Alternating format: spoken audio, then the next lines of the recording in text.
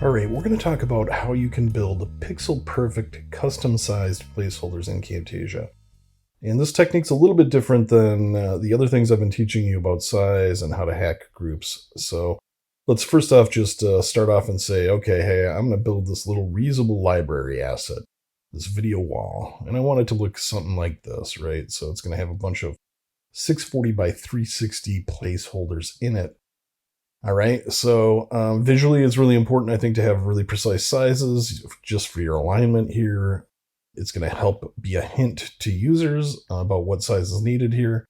And then I also reinforce that with the placeholders themselves using the notes in the placeholder, right? So let's talk about how to do this.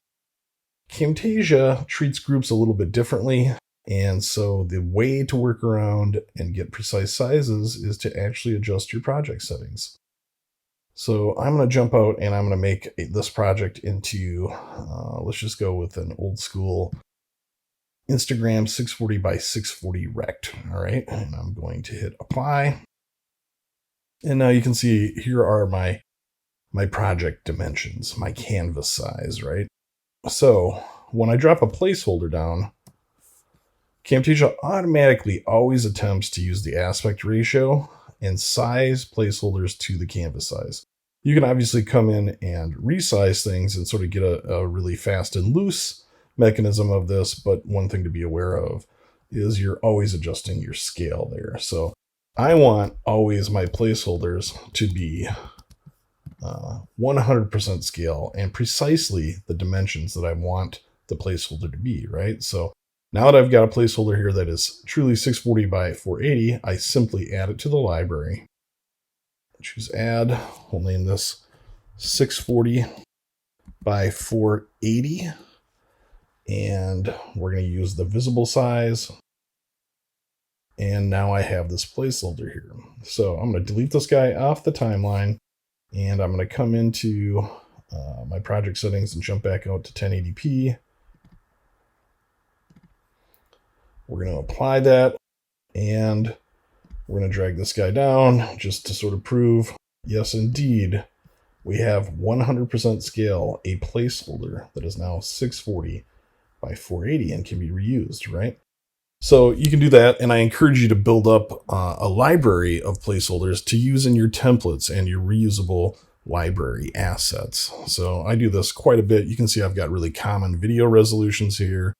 720p, 1080p, 4K, a widescreen format for some film experimentation. I also like to do things with what I call screen quads. So I've got a folder in here in my placeholder library that I've created that has a bunch of screen quadrants. And this is useful for like, hey, I want to set up a split screen. So I know that a split screen in a 1080p world is going to be two screens that are, let me get this off of the content that's underneath. Let's get out here, and we're going to actually just move this guy over and to the right, snapping in the center. Perfect one side of a 1080p resolution. So, and I'm going to just Command-C, Command-V to copy that. You got to be a little bit careful with placeholders. They always like to jump up to the topmost track, so they're always trying to get away from you. And now I've got this other one right here. I'll just go ahead and grab him. All right, so if I was going to do a split screen, I wanted perfectly symmetrical on either side. I now have two placeholders. And of course, I'd finish this off by probably going into my annotations and grabbing myself a annotation here. Yep, there it is. And now I've got my little divider line, and then I would just group these up. Group them, give them a name. Rename group. Let's go with split screen.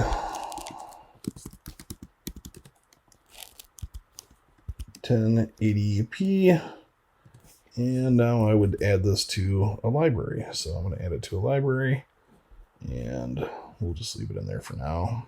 Bam. Okay.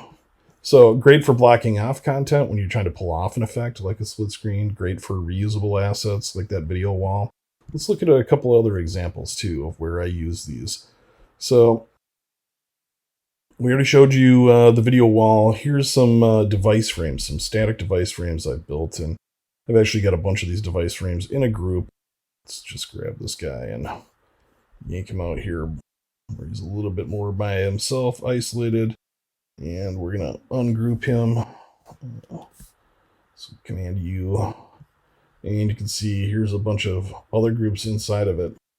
And if I'm looking at these groups, if I come up to their size here, you're going to notice that they're all scaled down. So they're scaled down to some percentage to try and match sort of their actual size relationship to each other. But a really important thing for me is when I'm building these assets out is I always want the placeholders to be the actual dimensions of the screen recordings I'm dumping into them. So we've got this iPhone Pro 11 Max device frame, static device frame that I built. Let's just jump into this for a second. So you can see its scale is 27% as a group. When I jump into it here, and I'm in placeholder preview mode, I'm going to just turn that off. When I jump into it, what you're going to see here is I've got this placeholder, and it is actually 100%, and its dimensions are exactly 1920 by 888. When I do this, what's nice about this is I can scale this to 100%, and bam, you notice that group is not going to lose any resolution. When I drop a screen recording in it and I scale it up to 100%, pixel perfect. No resampling, no fuzziness because it's being resized, which is something you run into with device frames, right? So that's one really good reason. I do this with computer monitors too, so let's take a look at this. This is a giant placeholder. I record on a MacBook 16-inch MacBook Pro. It's got a monster 3584 by 2240 screen recording. I'm always recording full screen because I want to pan around the screen. I want to be able to pull this guy in, have nice, crisp, sharp edges. I want, again, that resolution of that monitor when I'm at 100%. I always want to be truly at the pixels that were recorded, not anything that's been resampled. So that's a pretty important example. And then there's some more basic examples too of like, hey, here's just a situation where I want this logo to roughly line up with the dimensions here. And so I've just got this little teeny square logo that is, again, perfectly sized. If someone was to come up to me and say, hey, what's the size of that logo and that opener that you built? It's going to be easy for me to say, oh, in this particular case, it's going to be 180 by, I don't even know what it is. Actually, I do. It's 104 by 104.